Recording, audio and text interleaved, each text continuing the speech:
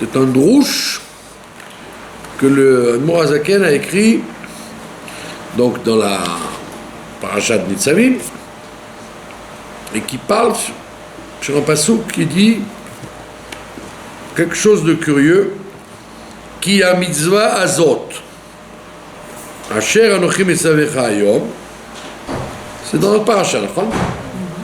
qui a mitzvah azot asher anochi metzavecha hayom lo niflet hi mimecha, car la mitzvah, car cette mitzvah que aujourd'hui je t'ordonne, lo niflet hi mimecha, elle n'est pas éloignée de toi, elle n'est pas extraordinaire, elle n'est pas appelée.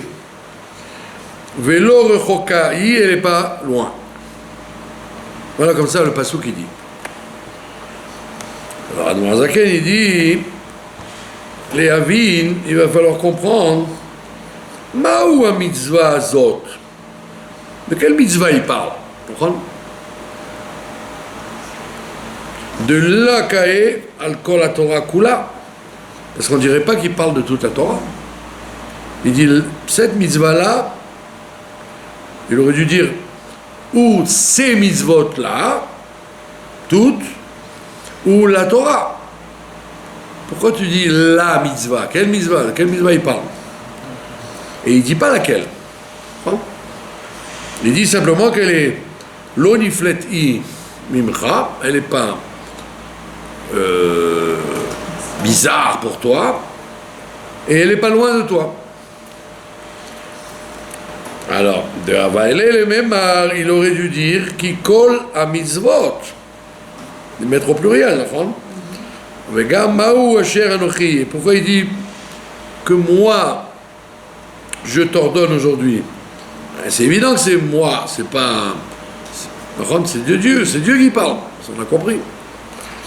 Iné kol la mitzvot.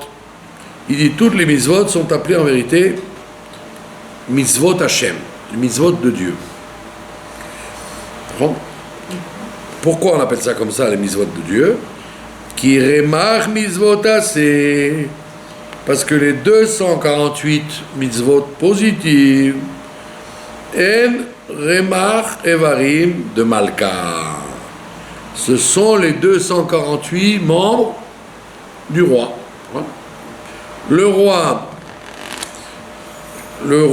c'est-à-dire Dieu, il a 248 membres, comme nous on a lui aussi.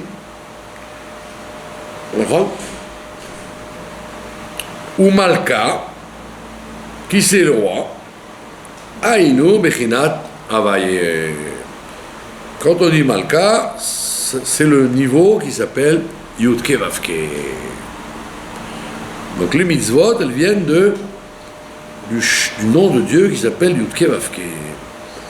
Veine bitrilat dvar Hashem, au début où Dieu a parlé, Be'aseret Adibrot, dans les 10 commandements, Patach, il a commencé en disant Anochi Hashem Elokecha. C'est le premier commandement. Dit le Chaura et le Mouvan. Et on ne comprend pas. Er Shayach Alav Itbarech Lomar Sheba Leagid. Comment Dieu il a besoin de raconter chez Anochi ou Hashem Elokecha. Il nous dit Anochi Yudke Vavke Elokecha. C'est ce qu'il dit, d'accord? Anochi Yudke Vavke, ton Dieu. De Zelo Shayach Kiim Be'adam. Ça, c'est valable. Qui c'est qui peut dire une chose pareille? C'est l'homme qui peut dire comme pareil. Sheu Baal Gouf et Tziour. Quand un homme il a un corps et un Tziour, il a une forme, une statue. Ou Tmouna, et il a un aspect. Il a nu, il est grand, gros, petit, blond, brun, comment il est? Il n'y a que l'homme qui est comme ça. Yadoua Asher Yomar Alav, Qui osait. Là, on peut dire, l'homme, il peut dire, vous le connaissez celui-là? Oui, il est grand, gros, il n'a pas de cheveux. Donc vous le définissez comme il a l'air. Vous ne le définissez pas par sa neshama ou par son métier. Vous ne dites pas l'avocat. Vous dites non, le grand là, tu vois ce grand qui vient là? Ah ouais, d'accord. Donc ça, c'est propre à l'homme d'avoir un gouffre, un tziour, une tmouna. Machéen ken, ou itbarer, alors que Dieu lui-même, leit machashavat fisa beklal. Dieu, lui, il n'a aucune pensée qui peut l'attraper. On ne peut pas dire Dieu, il est...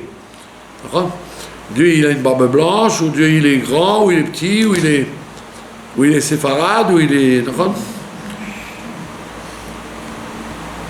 D'accord? Ou Urtiv, la preuve, il y a écrit Ki lo reitem kol temuna bayom diber Hashem. Vous n'avez vu aucune tmouna quand Dieu vous a parlé au Sinaï. Personne ne peut dire ah oui, j'ai vu, il avait une tête comme ça. D'accord? Ah, Inyan. Donc il y a Inyan. Quand on dit dans la Chassidut, Inyan, ça veut dire voici la solution. Voilà de quoi ça parle. Voilà de quoi ça parle. Qui n'est Yediat Elokuto Idbarar. La connaissance qu'on a de Dieu. Sheu bara kol me'ahin le yesh. Tout ce qu'on sait, c'est qu'il a créé tout, me'ahin le yesh. De rien à quelque chose. Par contre, c'est demain soir d'ailleurs, le 25 Elul, qu'il a créé le monde du rien à quelque chose. Vehu aboré, et c'est lui le créateur. Et il n'est pas seulement créateur, ou mechadesh betuvo, mais il renouvelle dans sa gentillesse, mecholiom tamid, chaque jour, tout le temps, maaseh bereshit, l'action de créer le monde. Donc, il a commencé le 25 Elul, il y a plusieurs milliers d'années. Mais ne crois pas qu'il a commencé et ça bouge tout seul, ça continue tout seul. Pas du tout. Il le recommence à chaque instant, à chaque seconde. Ou Me'ave,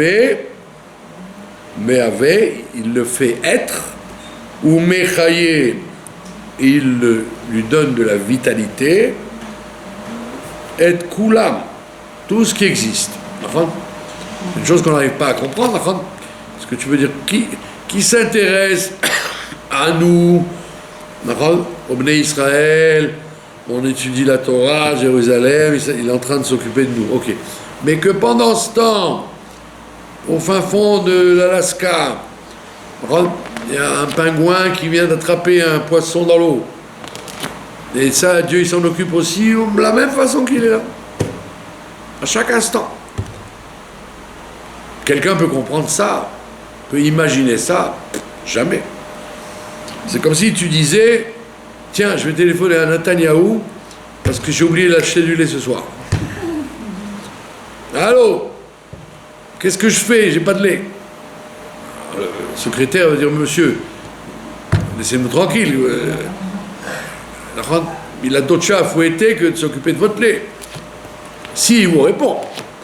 Donc on comprend très bien que ça n'a aucun sens de demander à quelqu'un qui est occupé à des choses grandes de s'occuper aussi des choses petites.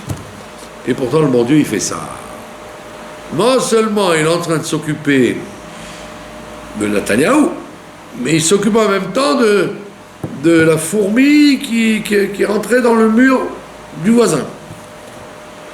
Et ça à chaque instant, chaque seconde. Ou Mechayed Kulam, il fait vivre tout le monde. Kvar, Et il dit Gvar aya nikba yediazo belev kol Israël. Et il dit cette connaissance, que cette foi, cette croyance que Dieu y crée le monde, elle existait déjà avant le Matan Torah. Elle existait déjà en Égypte déjà. Qu'est-ce qu'il y a écrit là-bas? Ma'aminim, bene ma'aminim.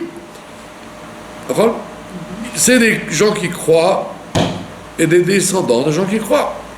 Ça veut dire que, comme on dit dans la philosophie juive, tous les philosophes juifs, ils te disent, pour croire en Dieu, il ne faut pas être un grand chacham.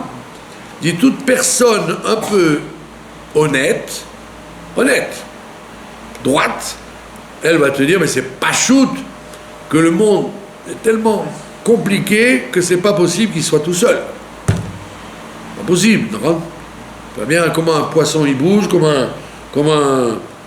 un phénomène se passe, c'est pas possible que ce soit le hasard. Donc n'importe quel idiot, il comprend qu'il y a quelqu'un qui fait marcher la machine. C'est pas possible autrement. Donc les Juifs étaient déjà des ma'aminim, bene ma'aminim. D'accord? Donc ils n'ont... Gam kodem matan Torah. Avant le matan Torah, ils savaient déjà ça. Chez Yediazo, ibechinat ergesh. Parce que connaître, savoir que Dieu existe, c'est pas une question d'aller à l'école. C'est pas on n'apprend pas ça, mais c'est un sujet de ergesh. Tout le monde ressent ça. Qu'il y a un créateur.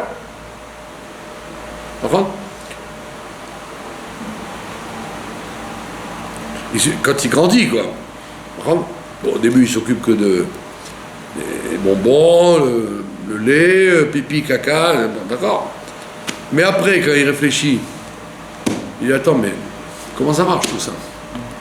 Comment voir Mamilou? Et il dit ben c'est évident qu'il y a quelqu'un qui dirige tout ça, c'est pas possible autrement.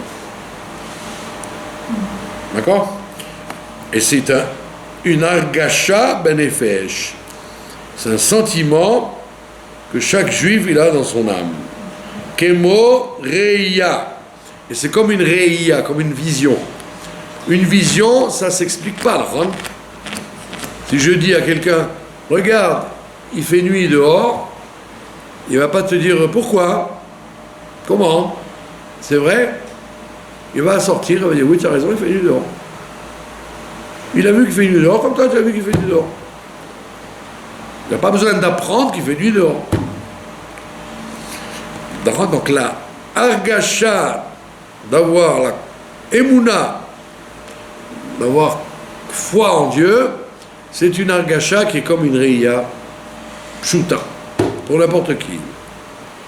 Ah, comment se fait-il, comme il dit l'autre abruti là, Harari, vous connaissez ce crétin, georgiste en plus, et bien que ce soit la Iloula du Chavetz Chaim, qu'il ne faut pas dire la Shon Hara, mais c'est une mitzvah de condamner ce genre de... Ils le prétendent l'homme le plus intelligent du monde. Il s'appelle Harari. Et c'est un abruti fini. Et pourquoi ils le prétendent l'homme le plus intelligent du monde? Parce qu'il dit, d'abord il est homosexuel, évidemment, contre Israël, alors qu'il habite à Tel Aviv, contre Israël, contre la Torah. Et alors il dit, c'est évident que Dieu n'existe pas. Parce que la majorité des gens n'y croient pas. Oh, que c'est intelligent. En vérité, s'il était honnête, les gens, ils y croient. Mais seulement si tu dis qu'il y a un Dieu, tu ne peux pas te permettre de faire ce que tu veux. Il y a des règles à respecter. S'il n'existe pas, je fais ce que je veux. Tout est permis. Donc c'est pas du tout une conséquence de réflexion. Ah oui, c'est vrai que Dieu n'existe pas. Non. Si je dis que Dieu existe, ça m'engage. Et j'ai pas envie. Donc je préfère dire qu'il n'existe pas. D'accord? Donc lui, là, il a demandé à quelqu'un, en vérité, tout le monde y croit. Même avant Matan Torah, tout le monde y croit. Les raisons pour lesquelles les gens n'y croient plus, c'est parce c'est là l'histoire de Chavetz Chaim, puisque c'est ça, il faut raconter une histoire à lui. Ce soir Kavdalet, ouais, Kavdalet Elul. Et comme je dis tout le temps, le Chavetz Chaim, il s'est toujours battu pour faire attention à ce qu'on dit. Shmirat halashon. Et il est parti le 24. Et Dieu a créé le monde le 25. Comment il a créé le monde, le bon Dieu? Avec la parole. Alors, ça veut dire que le Chavetz Chaim, il te dit, demain, le monde va être créé avec la parole.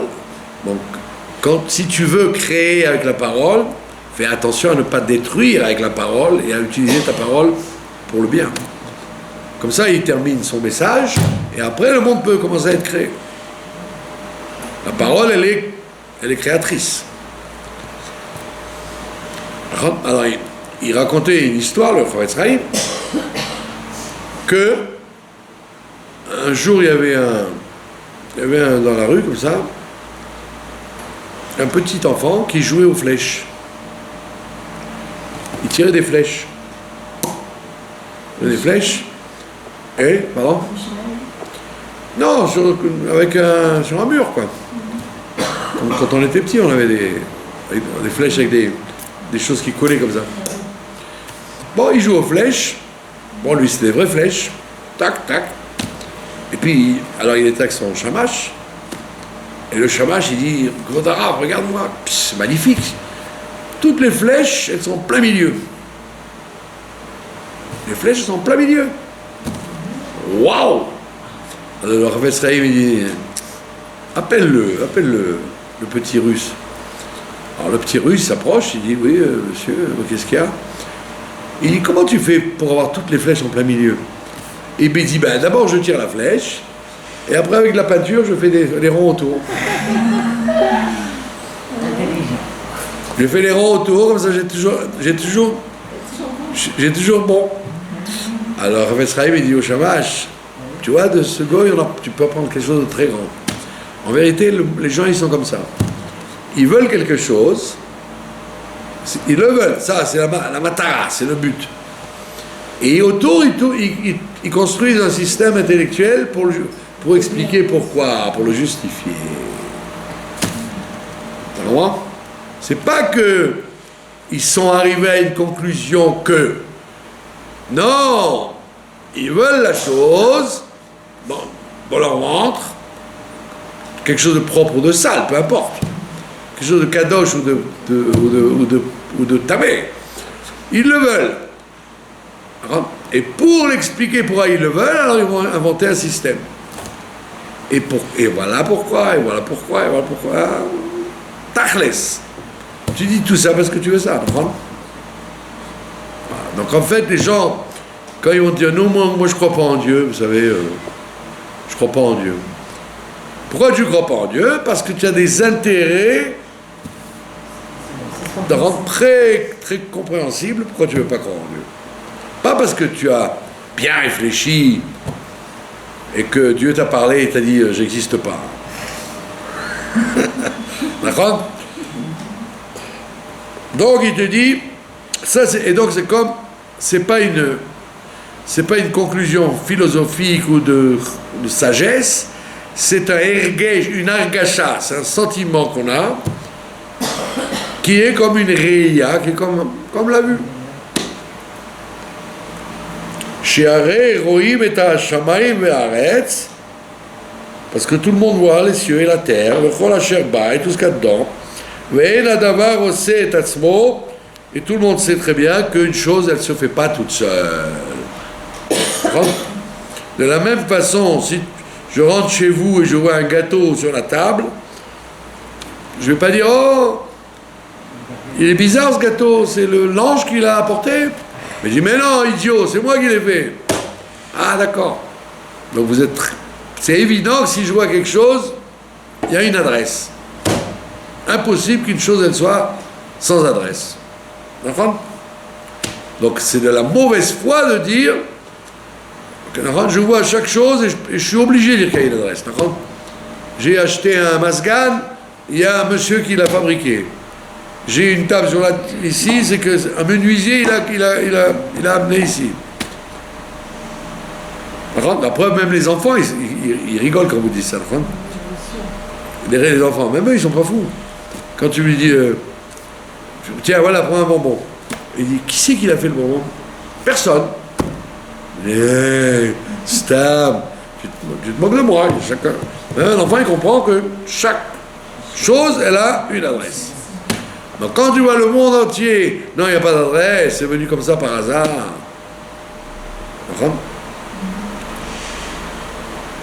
La preuve, c'est que même quand tu vois du balagan dans une pièce ou dans un bureau, tu te dis c'est quelqu'un qui a fait ça. Ça veut dire que qu'il y ait du CDR ou qu'il n'y ait pas de CDR, il y a toujours quelqu'un qui a fait. Donc il dit voilà. Et une chose ne peut pas se créer toute seule.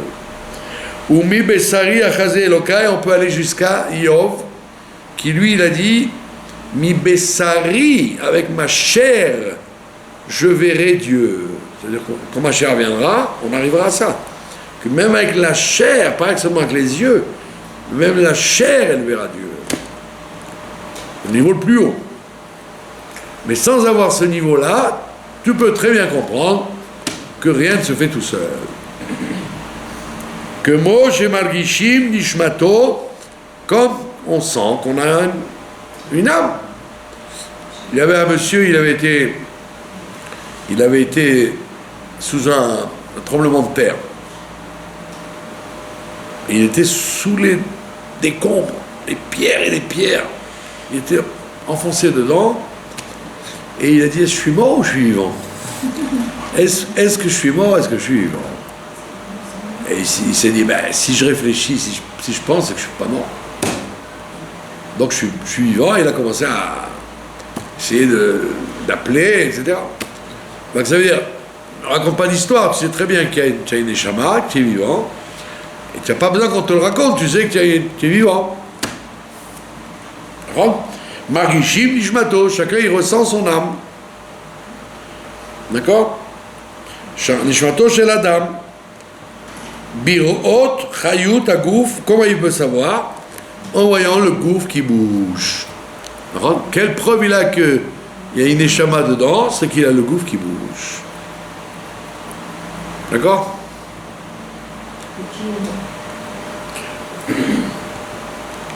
Mais kiyumo, et il voit que le corps, non seulement il bouge, mais il a un kiyum, c'est-à-dire il existe, il avance, il fait quelque chose. Ou ma chez Odia Matan Torah. Maintenant tu vas dire à quoi ça sert donc le Matan Torah? Puisque sans Matan Torah, je sais qu'il y a un Dieu, je sais qu'il y a une adresse à tout ce qui se passe. Et en quoi Dieu il a besoin de nous faire savoir au Matan Torah?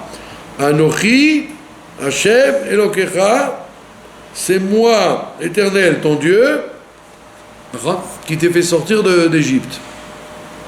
Qu'est-ce que ça besoin de donner son adresse? On la connaît, son adresse. Même Pharaon, il a accepté.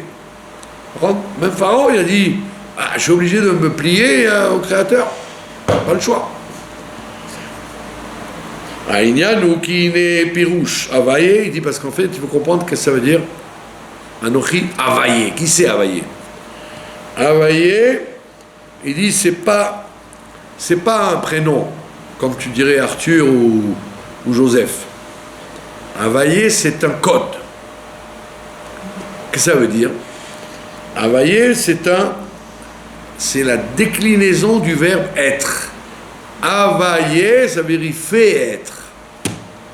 C'est ça son code. Créateur. Ové. Kol avayot, c'est lui qui fait créer, qui fait exister toutes les avayot, toutes les existences. Qui availlé, il dit pourquoi? Parce que l'availlé c'est la shon ové. En français tu dis je suis. En allemand tu dis ich bin. En hébreu tu dis pas je suis, tu dis ani. Il n'y a pas de Ové, ni Ové. Je suis existant, jamais tu pourras le dire en hébreu.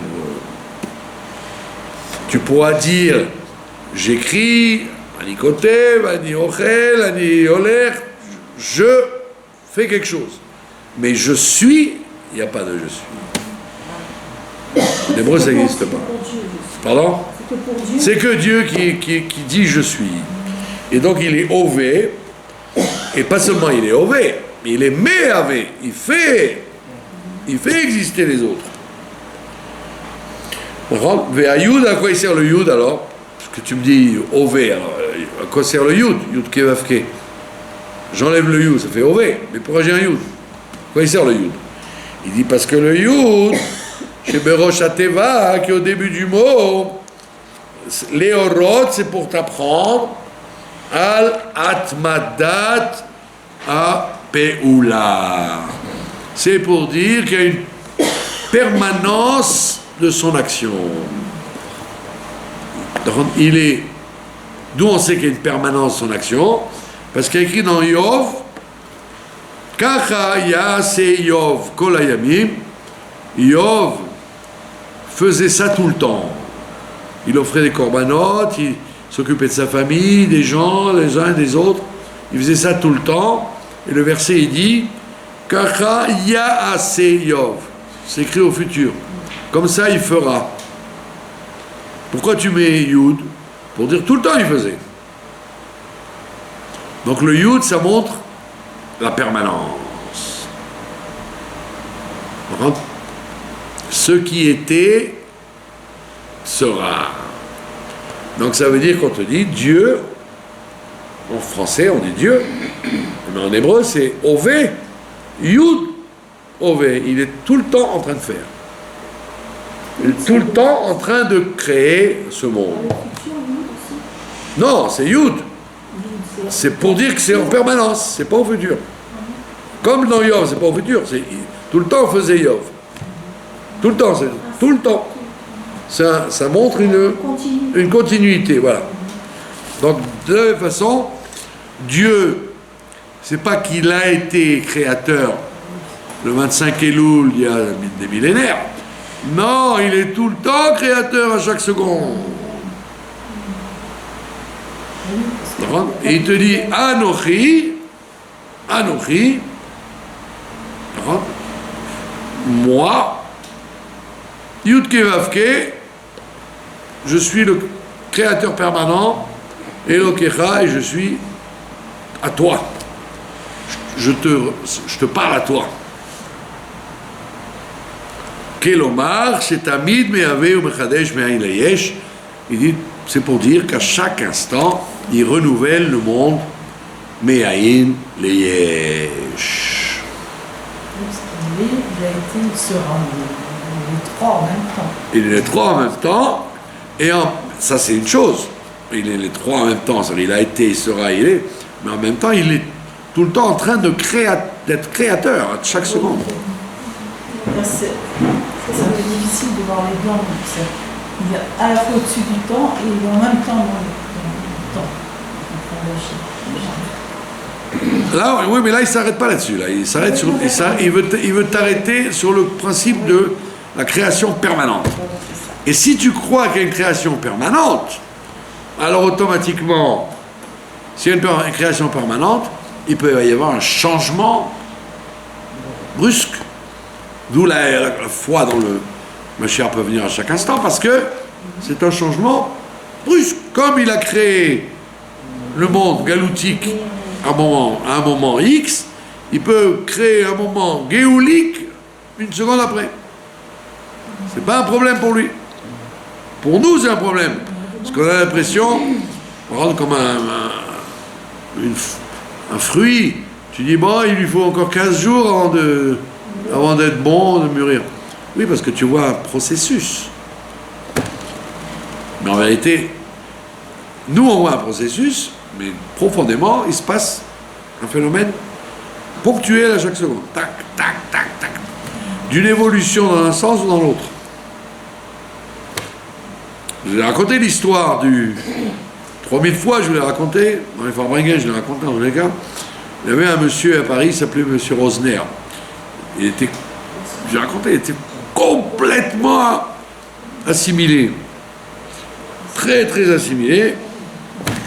Et il a accepté de venir chez le rabbi à un moment. Et il a amené avec lui son énorme dossier. Il avait un cancer à la gorge. Avec un dossier énorme de tous les hôpitaux de Paris, l'un plus grave que l'autre.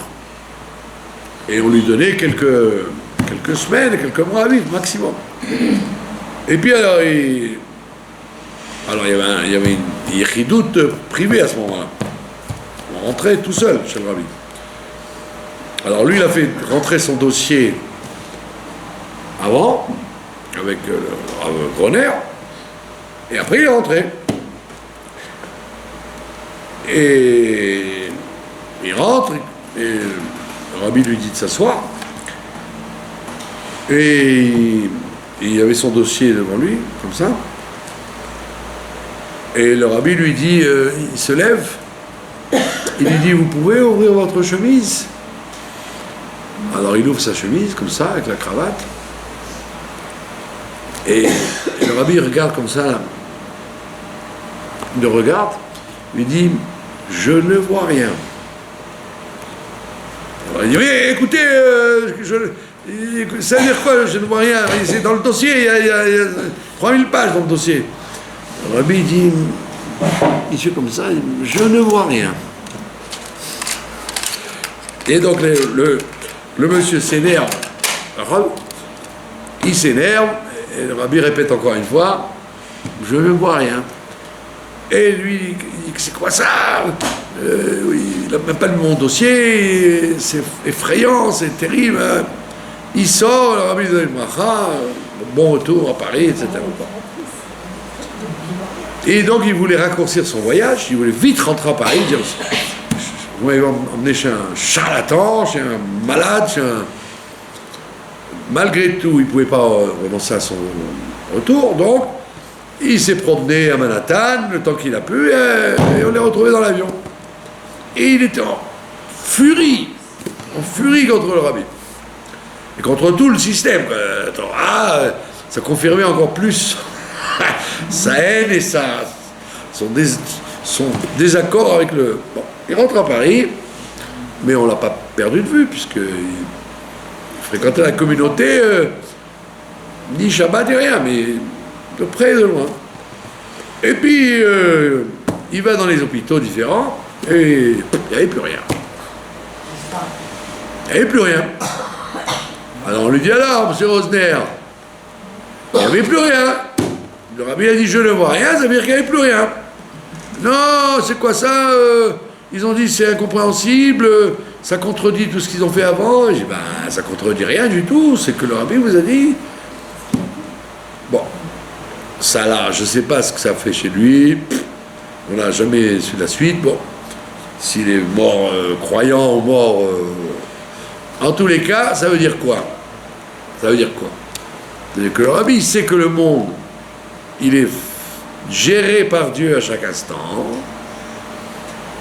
et qu'à chaque instant, comme il y avait une chose, la seconde d'après, elle ne peut plus être là.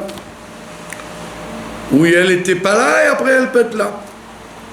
Dans le bien et dans le contraire. Donc ça veut dire que lui, le Admorazaken, quand il dit ça,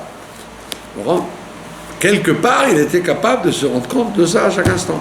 Comme Moshe Rabbeinu, quand il tue l'Égyptien, comment il peut tuer l'Égyptien? Il voit comment la vie, elle lui vient, et il coupe. Il dit une phrase, et ça empêche l'arrivée de vie. Et l'Égyptien, il est mort. Ah, vous aurez dit, mais Datan et Aviram, le lendemain, il lui dit, tu me parles pour me tuer comme tu as tué l'Égyptien. Ils n'ont pas eu peur que Moshe leur fasse pareil. Moshe aussi, il aurait pu leur dire, abracadabra, comme j'ai fait à l'Égyptien, je te fais à toi. Non, Datan et Aviram, il savait que Moshe Rabbeinu, il fera jamais du mal à un juif. Il a tué un Égyptien parce qu'il n'y avait rien à tirer de lui. Mais vous, Par contre, vous, ma pitom, c'est pour ça que vous permettez c'est pour ça qu'ils l'ont insulté, parce qu'ils savaient qu'ils ne le feraient pas. Ils n'auraient pas la Kabbalah concrète d'aller tuer Dathan et Abiram parce qu'ils sont... Et jusqu'à la fin, ils vont lui faire des misères. D'ailleurs, là, un des commentateurs, il dit « Atem nitzavim » vous vous tenez debout aujourd'hui, tout le monde, vous êtes là pour le jugement, pour que Dieu vous fasse rentrer dans l'alliance. Il y en a qui disent, où c'est qu'il y a écrit Nitzavim avant? Avec Dathan et Abiram. Quand il leur a dit, arrêtez la machloket avec Korach, il y a écrit, mais Yatsu Nitzavim. Ils sont sortis comme ça, en disant, non, on n'arrête pas la machloket. Il dit, même ces deux-là, qui sont morts de la machloket, qui sont contre Dieu, de bout à l'autre, même eux, à la parashat Nitzavim, ils se présentent devant Dieu. Même eux, ils rentrent dans l'alliance. C'est-à-dire, même les plus grands rechaïm qu'il peut y avoir, ils ne doivent pas avoir peur du jugement, parce que Dieu, il veut leur bien. Donc ça veut dire que, à chaque instant, quand on est capable de voir, et comme le Rabbi ou le Admorazaken ou le Rabbi Shimon ou le Ram, eux ils sont capables de te dire il n'y a rien. Pas parce que c'est pour ouvrir sa bouche pour des choses gentilles. Non, c'est parce qu'il n'y a rien, ça y est. Donc c'est pour illustrer que c'est pas du blablabla ce qu'il a dit à Noah. C'est comme ça que ça se passe à chaque instant. Que Dieu il crée, il est méhavé le monde à chaque instant, mais Aïn et Yesh, du néant à l'existant.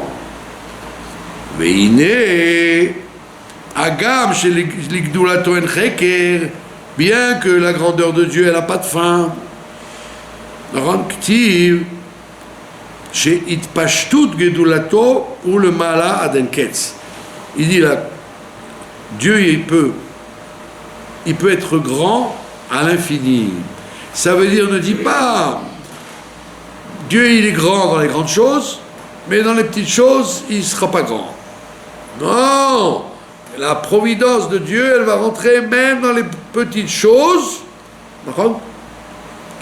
Des fois ça vous arrive, un couteau qui passe, il vous passe mais il ne vous coupe pas. Il passe à côté. Vous avez l'impression, mais c'est marrant, on dirait qu'il y a une main qui m'a poussé la main. Parce que Dieu il surveille à chaque seconde la trajectoire de chaque chose et la destinée de chaque chose. Quand il y a un moustique qui vous pique, il a été prévu depuis la création du monde qu'il allait vous viser à 2h du matin quand vous dormez bien. Donc, parce que vous aurez dit, attends, Dieu il s'occupe des grandes choses. Dans sa grandeur, il n'y a pas de limite. Oui, dans sa grandeur, dans les grandes choses, et dans sa grandeur, même dans les petites choses. Donc c'est un exercice de Emouna. Donc les gens en Égypte, ou au Matan Torah, ils avaient conscience qu'il y a un Dieu, oui c'est vrai, pas minime. Mais croire que Dieu, il s'occupe de tout dans chaque détail, ça, ils n'y croyaient pas. Il a fallu que les plaies, elles viennent pour leur apprendre ça. Mikol Makom Aré Olamot Anivrahim, malgré tout, les mondes et les gens, et les Nivraïm, les choses qui habitent les mondes, dans chaque monde, il y a un lieu qui s'appelle le monde, et il y a un Nefesh qui s'appelle les Nivraïm, les créatures. Dans le monde de Asiya, nous vivons dans le monde de Asiya, alors il y a un monde où il y a des hommes, des animaux, des végétaux, des minéraux, et donc il y a des brouhim à l'intérieur du monde. Il y a des créatures, des nivraïm, qui existe dans chaque monde. Nous, on connaît que ce monde-là, avec les créatures de ce monde-là, mais dans chaque monde, il y a aussi la même chose. Des anges, des astres, des tas de trucs qui existent dans chaque monde. En bebrinat geder ou gvul, et chaque chose, chaque monde et chaque nivra, chaque créature, est dans une définition de geder et de gvul, ou mispar. Il y a toujours un chiffre. Il y a toujours un chiffre. Quand vous marchez dans la rue, vous avez tant de millions d'anges qui vous accompagnent à droite et à gauche dans tout ce que vous faites. Il y a toujours un chiffre. Boule. Et la Gemara, elle dit, si jamais il manquait un ange aux millions d'anges qui sont avec toi quand tu fais quelque chose, tu ne pourrais pas le faire. Quand tu as cru que tu as fait quelque chose de très pachoute, tu as ouvert la porte avec la clé. Il dit, s'il manquait un ange aux millions d'anges qui sont avec toi pour le faire, tu n'aurais pas pu ouvrir la clé. D'accord? Élève à la fin, il y a des milliers et de milliers. Minares d'Arakia, de la terre au premier ciel, il y a Tav Kuf Shana, il y a 500 ans de marche. Malgré tout, bien que j'ai fait ça, je n'ai pas changé d'un gramme. Dieu n'a rien changé en ayant créé tout ça. Tu aurais dit, attends, un grand philosophe, un grand pianiste, un grand peintre,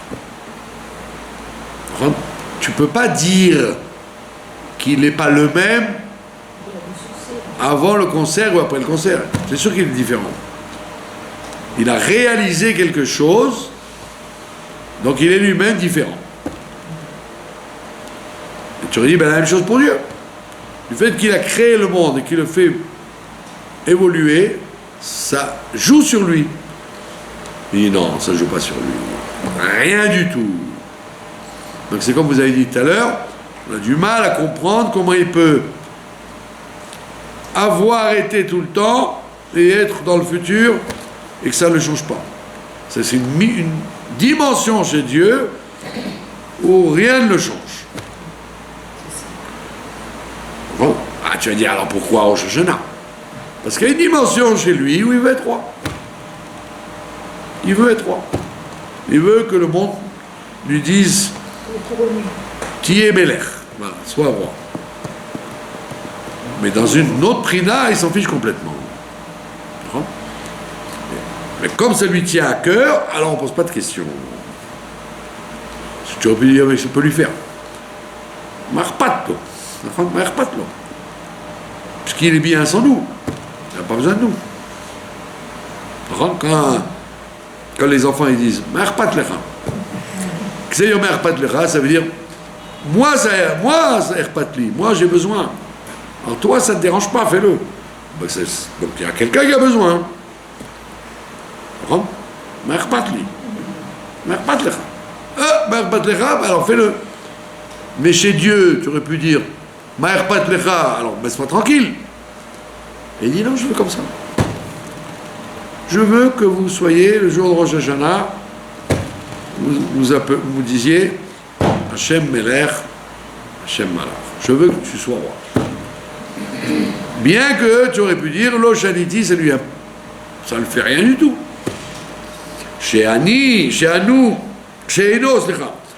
que Dimion a Neshama Shemechayat Agouf.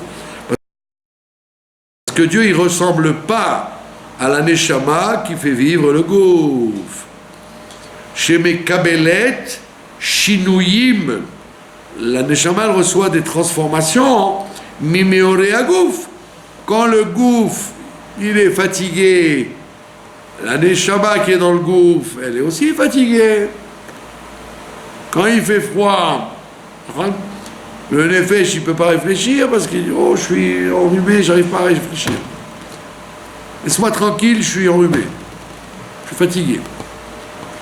Donc on voit bien que le Nefesh, quand il rentre dans le gouffre, eh ben il ne bouge pas du gouffre. Si tu es riche, tu as une archava, un élargissement du cerveau. Quand tu es pauvre, dans la Metsuka, tu deviens méchant, tu deviens inquiet, agressif, etc. Donc on voit bien que les changements sur le gouffre, on provoque un changement sur le nefesh. Et ils disent, alors tu dis la même chose, c'est Dieu, puisque Dieu il habite le monde comme la Neshama habite le gouffre, alors il ne les bouge pas, il aurait été influencé. Il n'est pas du tout. Pas du tout comme l'âme et le corps. Rien à voir. Donc ça veut dire quoi? Ça veut dire que ne fais pas le malin avec le bon Dieu parce que tu ne lui rends pas service. Ne crois pas que tu lui fais une tova parce que tu lui fais Torah et mitzvot. Tu lui fais une tova à toi, pas à lui. Vous comprenez? Un jour, il y avait un gars comme ça, un rescapé de la Shoah. Et je lui ai demandé de faire une mitzvah. Et il m'a dit, notez. Je lui ai dit, מה אתה חושב? לא צריך טובות. וואו! Il était vexé. Il m'a dit, מה? j'ai dit, quel מה אתה רוצה? אתה עושה טובות לקדוש ברוך הוא שאתה עושה מצווה? לך. Il y en a dit, il ne faut pas parler comme ça, le rabbi il ne veut pas. Il veut pas, tu vas voir s'il ne veut pas. Il est revenu, il ne voulait plus me lâcher. Mais comment tu as pu dire ça? Oui, qu'est-ce que tu crois? Les mitzvot c'est pour nous, c'est pas pour lui qu'il les fait. Qu'est-ce qu'il est là à faire des mitzvot que tu veux pas la faire, va-t'en. Il m'a dit, Ata noten li chomer la marshava. Tu me laisses une matière à réflexion. Voilà, c'est tout. Il croyait qu'il rendait service à la Rabbeinu Tarashit. Parce qu'il a mis, il allait secouer le loulav ou manger de la matzah et ça. D'accord? Donc on te dit, Dieu il veut comme ça, oui, mais si tu le fais pas, c'est à toi que tu nuis, c'est pas à lui. D'accord? Et donc j'accélère le mouvement parce qu'on n'arrivera pas à la fin. Mais où il veut en venir? Je vais vous dire ça, où il veut en venir. Il me dit que donc Dieu ne ressemble pas du tout à l'Neshama dans le gouffre. שאין או אין סוף ברוך הוא עצמו כביכול הוא מתלבש בעולמות, parce que ce n'est pas la lumière infinie de Dieu qui s'habille dans les mondes, la chayutam ou la avutam pour les faire exister, mais il yesh, et là bechinat ziv, c'est simplement un reflet qui fait tout ça. Dieu lui-même n'est pas investi là-dedans, il agit par réflexion, il y a un reflet de sa lumière seulement qui fait bouger tout ça.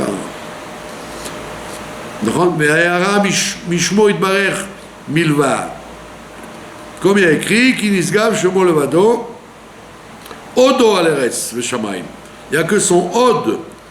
Son od, ça veut dire son reflet, sa lumière, un peu de la lumière qui est sur la terre et les cieux. Mais lui-même, non, il n'y est pas. Et même comme ça, il est sur la terre, Davka sur la terre.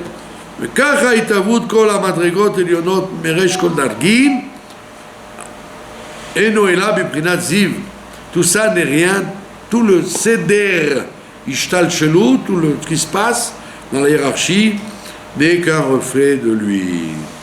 Mais à Chokhmah, mais à Intimatsé, comme on dit, la Chokhmah, elle vient de rien.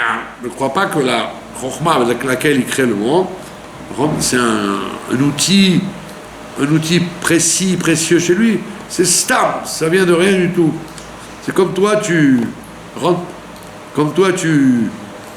regardes ta montre, ça t'a pris une seconde, lui aussi. La Chokhmah avec laquelle il crée le monde, ça lui gaspille rien comme énergie.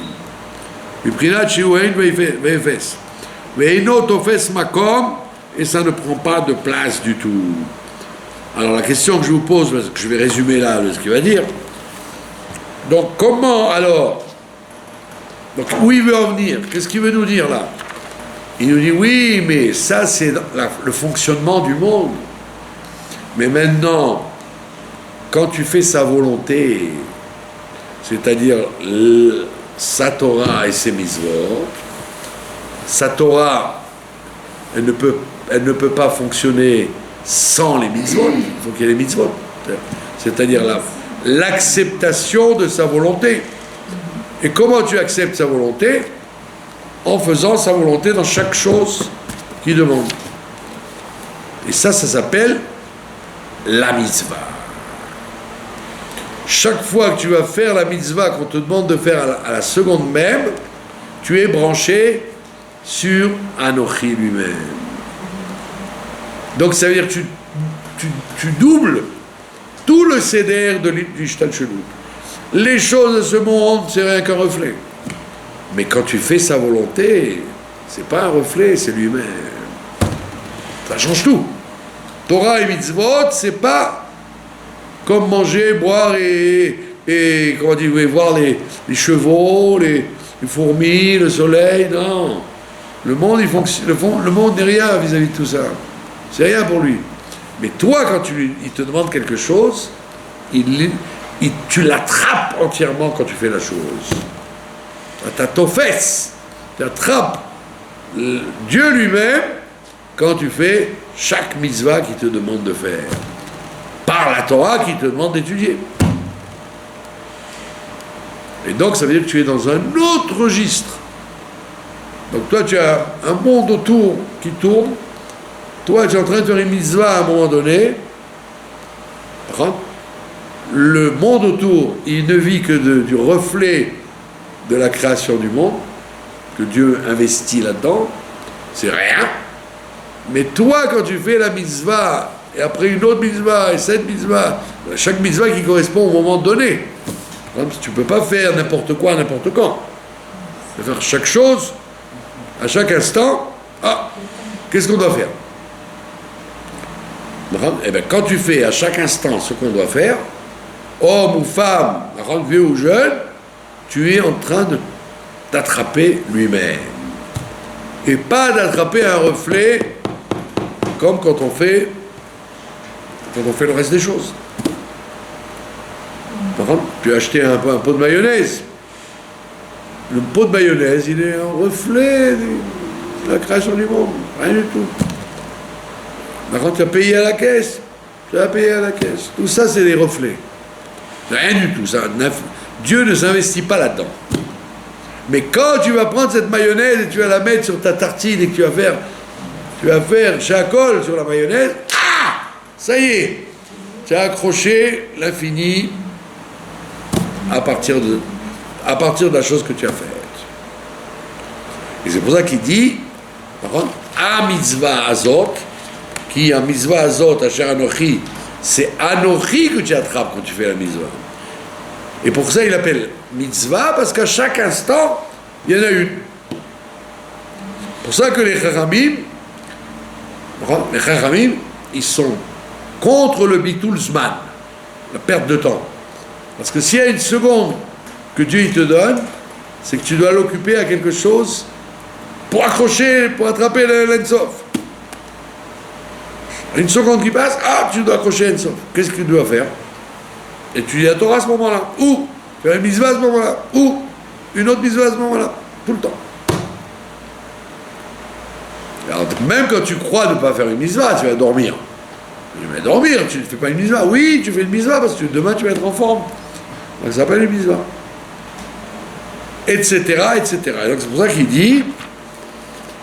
dit, tant que tu aurais cru que c'est impossible, comment on peut attraper Dieu?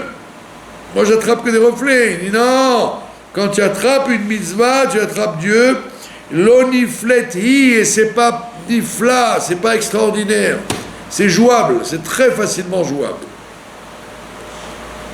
Parce qu'à chaque instant, tu peux manipuler une mitzvah. Et donc tu n'as pas le droit de dire, mais qu'est-ce que je suis moi, comment on peut attraper Dieu? On est des tout petits, des fourmis, des petits gens. Il dit non monsieur, c'est pas vrai. Il n'y a pas de petite personne. Il n'y a pas de petite personne. Il y a où tu es dans le côté de la Kedusha et tu attrapes Dieu dans son essence. Ou alors tu es de l'autre côté, même si tu es un grand rabbin. Ça n'a rien à voir. Bon. La Kedusha, c'est pas lié avec une situation particulière. C'est pour ça qu'on lit ça dans Nitzavim. Nitzavim, tu aurais dit, attends, mais il y a les gens grands, les petits, il y a les moins, il y a les plus branchés, les moins branchés. Alors dis non. À chaque instant que tu fais une mitzvah, tu es autant branché que Moshe Rabbeinu au moment où il a reçu la Torah. Il n'y a que les morts qui s'en rendent compte. Et c'est pour ça qu'il ne vaut mieux pas mourir, parce que c'est trop tard. C'est Kvar Meucha. Donc on te dit, ne fais pas le malin en disant, bon, personne n'a vu, personne ne sait, quand je serai mort, je verrai bien. Ah non, ne joue pas avec ça. C'est dommage. C'est comme un pilote un pilote, il est dans l'avion, à chaque instant, il a une péoula à faire. Pas trop descendre, pas trop monter, des nuages par-ci, des nuages par-là. Est-ce qu'il va vers l'Afrique ou il va vers l'Allemagne? Qu'est-ce qu'il fait? Donc chaque seconde, tac, tac, tac, tac. On dit, tu fais pareil. Il est un pilote. Et donc tu fais avancer ta vie et la vie du monde, ou dans cette direction, ou dans celle-là. Et tu t'en rends pas compte, parce que c'est l'oniflet, c'est ni compliqué, ni loin. Tu dis, mais j'ai rien fait, j'ai mis une pièce d'un shekel dans la boîte. C'est héroïque. Non, c'est pas héroïque, mais c'est éternel. C'est Nitzri. Pour ça, il ne faut pas parler des morts, parce que quand tu parles des morts, tu ne sais pas quels sont leurs mérites et quelles sont leurs fautes. Tu ne sais pas qu'est-ce qu'ils ont fait de bien, quel poids ça avait dans la balance, par rapport aux choses de mal que tu vois, tu as eu chez eux. Bon. Donc c'est pour ça qu'il te dit, qui a mitzvah azot, parce que c'est pas une mitzvah, c'est l'ensemble des 613 mitzvot positives et négatives qui s'appelle la mitzvah de l'instant. Et ça, il te dit, c'est pas loin de toi et c'est pas compliqué. Et sache que tu l'attrapes à chaque instant. Tu attrapes Anochi, Avaye, parce qu'il est Elokecha. Et tu n'as rien à craindre en disant, ah, mais avant, ça avait de la valeur. Ouais, au temps du Tanakh, ils étaient grands, ils faisaient beaucoup de choses. Mais nous, oh, qu'est-ce qu'on est maintenant? L'an 2000 et quelques, on est très loin. Il n'est pas du tout. Dieu, il n'a aucune différence dans son regard. Il ne va pas plus aimer les gens d'avant que les gens de maintenant. Et ne crois pas que les gens de maintenant, ils font des choses moins extraordinaires que les gens d'avant. C'est pour ça qu'il te dit, et pour ça qu'on lit ça dans la paracha de Nitzavim, pour nous donner du ressort et de l'énergie avant de recevoir la royauté de Rosh Hashanah. Je vous remercie de votre attention. Moi j'ai entendu il n'y a pas longtemps